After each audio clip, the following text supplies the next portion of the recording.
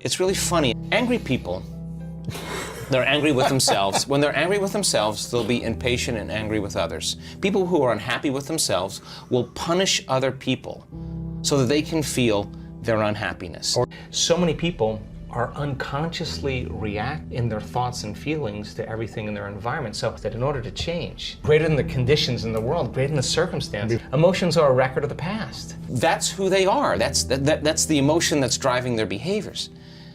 People who are in love with themselves will find love in others. People who are happy with themselves will find something that they can connect with. They won't see all the flaws. They'll see some part of them that they want to enjoy. I mean, so if you're in a relationship and you've scrubbed the cupboard and you've taken out all those skeletons and you've looked at them and you said, I don't want to bring this into my relationship. I don't want my insecurity to be there. I don't want my fear to be there. I don't want my judgment to be there. I don't want my emotions from other relationships to be there. So let me finish this. In other words, if you want love in your life, in your future, then you better take care of your frustration, because you can't bring that there. You got to leave it. So then, well, you may say to me, well, it's because that person and this emotion from 15 years ago, my ex, makes me feel frustrated. Well, let me tell you something. The only reason that you're thinking about your ex is because you're still in frustration. You overcome frustration, you'll look back at your ex and you'll be like, I wish them well. Yeah. I'm not connected to my past any longer. So cleaning the cupboards and getting down to those thoughts that slip by people's awareness all the time, their behaviors, how they complain, they make excuses, they say it'll never happen. What do? And the emotions that keep them connected to their past, they won't even see that person. That they'll walk right past their future relationship. They'll never recognize that person because they're looking at their future through the neurology and the chemistry of their past. Wow. And the brain only learns we only see reality based on pattern recognition. I memorize your face, and if the pattern matches, I know. But if you're creating a future, and you're not clear on that future, and you want all these things, but you haven't addressed all those circuits and behaviors and emotions and chemicals of the past, you won't recognize the pattern. You'll walk right past the relationship. You'll never see it. So I think that there's the preparation for the relationship, the overcoming and becoming. All of a sudden now says, I am worthy.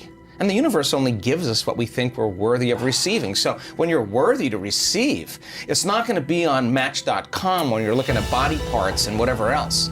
This is going to be like ka-ching, an energy connection. Wow, like that came out of nowhere, because when you're in survival and you're in separation and you're in lack and you're forcing and controlling and trying to predict outcomes, you're matter trying to change matter. And of course, it's going to take time for this to happen because you're creating a three-dimensional reality, and everything in three-dimensional reality takes time.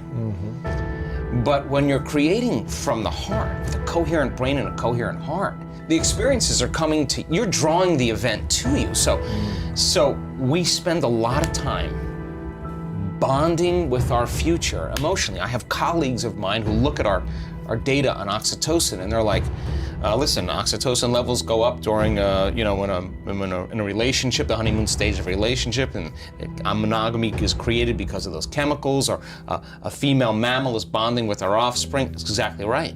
I want our people, our students, to bond and fall in love with their future just like they do with somebody else. And when you're bonded to your future, no person, no circumstance, no thing is going to remove you from it. So then, if you fall from grace during the day, then the next question is, what person, what circumstance caused me to disconnect from my love in the future? And let me rehearse in my mind, if I have that same circumstance, how I'm going to overcome it. And now you're worthy of love. It's no longer the person or the event. It's just you're doing what it takes to stay in the emotion of your future. Your body is aligned emotionally to that future. So great doing it with a meditation. That's easy. But now the real game is open your eyes. Open your eyes and be in the initiation of life and stay in that place and just know that your future is going to happen. So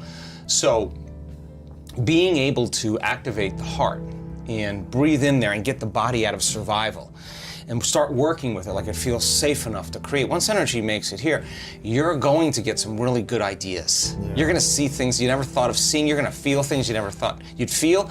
And the images that you're creating, what are they doing? The thoughts that you're creating, they're making more of those chemicals. And now you're feeling more of the feeling of your future before it happens. You're giving your body a sampling, a taste of the future before it's happened.